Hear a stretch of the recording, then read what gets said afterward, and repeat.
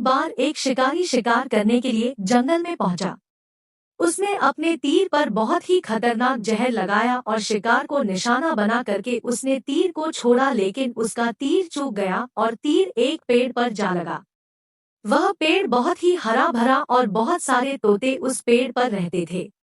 जैसे ही वह जहरीला तीर उस पेड़ पर जाकर लगा, वह पेड़ धीरे धीरे सूखने लगा और उस पेड़ पर जो भी तोते रहते थे वह एक एक करके उस पेड़ को छोड़कर जाने लगे। उस बड़े से पेड़ के कोटर में एक बहुत ही बूढ़ा तोता रहता था जो बहुत ही धर्मात्मा और अच्छे मन का था। सभी तोते उस पेड़ को छोड़कर जाने लगे थे, लेकिन वह बूढ़ा तोता जाता था, दाना लेकर के आता और उसी कोटर में आकर के बैठ जाता था, परंतु उस पेड़ को छोड़ने को तैयार नहीं था। बूढ़े तोते के साथियों ने कई बार आकर के उसे समझाया कि यह पेड़ सूख रहा है और किसी दिन गिर भी जाएगा, चलो किसी और पेड़ पर चल कर रहा जाए, परंतु वह बूढ़ा तोता वहां से जाने को तैयार नहीं हो रहा था। अब यह बात देवराज इंद्र तक पहुंची। उन्हें बताया गया कि एक तोता है, वह जिस पेड़ पर रहता है उस पेड़ पर एक जहरीला तीर लगने के कारण सूखने, गिरने और खत्म होने के कगार पर आ पहुंचा है और एक बूढ़ा तोता अभी भी वहीं पर रह रहा है। वह दाना लेकर आता है और वहीं पर रहता है, जबकि उस जंगल में बहुत सारे पेड़ हैं, लेकिन वह उसी पेड़ पर रह रहा है। देवराज इंद्र प्रकट हुए और उस बूढ़े तोते से कहने लगे कि आप बहुत धर्मात्मा हैं, बहुत ही अच्छे मन के हैं, लेकिन आप इस पेड़ को छोड़कर किसी और पेड़ पर चले जाइए, क्योंकि यह पेड़ कुछ ही दिनों में गिर जाएगा।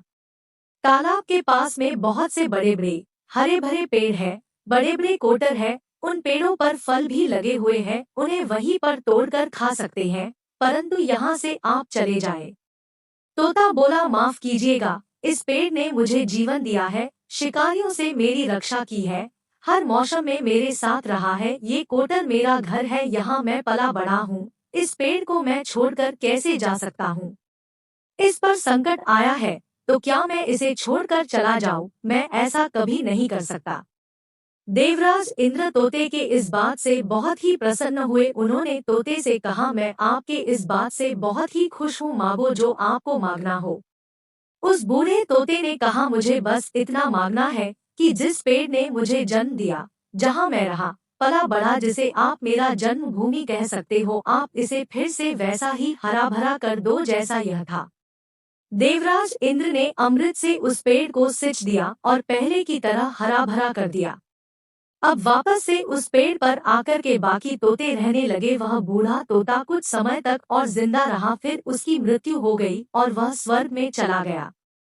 यह कहानी हमें सिखाती ये है कि जब भी किसी इंसान का बुरा दौर आता है तो इमोशनली वह टूटा हुआ होता है, उसे किसी के सहारे की जरूरत होती है, किसी की आवश्यकता होती है। अगर आप ऐसे समय में उसे छोड़कर चले जाएंगे, उससे बात नहीं करेंगे, मुंह मोड़ लेंगे, तो आपसे बुरा कोई नहीं है, क्योंकि आप किसी के सुख का साथी बने या ना बने, लेकिन आपको हमेशा किसी के दुख का साथी जरूर बनना चाहिए।